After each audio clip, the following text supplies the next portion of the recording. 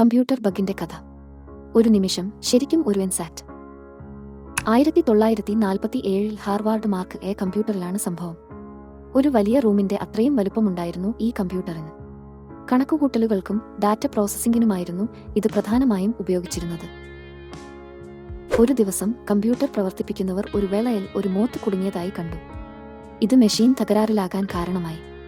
അവരത് കമ്പ്യൂട്ടർ ലോഗിൽ ഒട്ടിച്ചു. എന്നിട്ട് അതിനടുത്ത് first actual case of bug being found എന്ന് എഴുതി.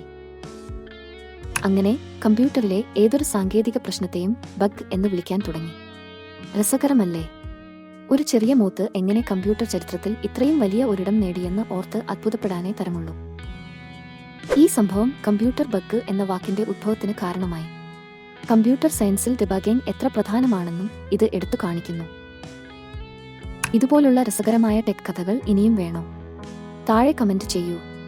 ഈ വീഡിയോ ഇഷ്ടമായെങ്കിൽ ലൈക്ക് ചെയ്യാനും നിങ്ങളുടെ കൂട്ടുകാരുമായി പങ്കുവയ്ക്കാനും മറക്കല്ലേ. കൂടുതൽ വിവരങ്ങൾക്കായി ഞങ്ങളുടെ ചാനൽ സബ്സ്ക്രൈബ് ചെയ്യൂ.